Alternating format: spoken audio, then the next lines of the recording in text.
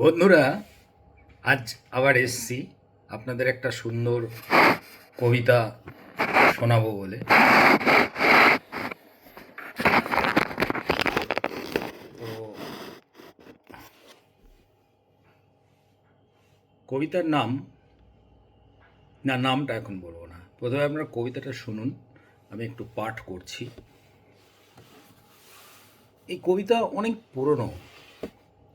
আমরা যখন ছোট বাচ্চা ছিলাম, এই কবিতা আমাদেরকে এত আনন্দ দিয়েছে, নিরাবিল আনন্দ বা অনাবিল আনন্দ বা অফুরন্ত আনন্দ বলা যায়।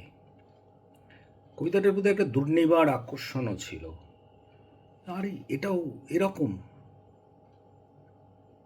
এরকমও হয়। ছোট্ট বাচ্চা মনে, শিশু মনে, কিশোর মনে রেখাপাত করত। আমরা ইমাজিনেশনটাকে বাড়াতে পারতাম। কল্পনা কতদূর যেতে পারে, ক্রিয়েটিভিটি কতদূর যেতে পারে,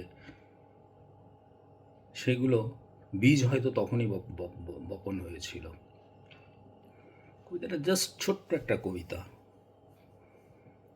পরে আমরা জানবো না লেখককে, কে লিখেছিলেন এই কবিতা এবং তিনি কে ছিলেন, কোথায় বাড়ি তার, কি বৃত্তান্ত, কি তার অবদান আছে আমাদের বাঙালি সমাজে, যিনি এত এত আনন্দ দিয়ে গেছেন আমাদেরকে। কবিতাটা পাঠ করছি বন্ধুরা।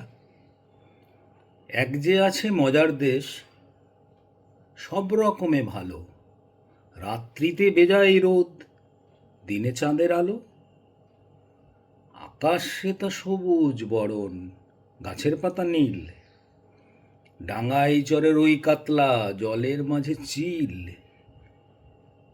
পায়ে ছাতি দিয়ে লোকে হাতে হেঁটে চলে, ডাঙায় ভাসে নৌকা জাহাজ, গাড়ি ছোটে জলে। তো বন্ধুরা, এইরকম একটা মজার দেশ ওই বয়সে আমাদেরকে একটা কাল্পনিক জগতে ঢুকিয়ে দিত।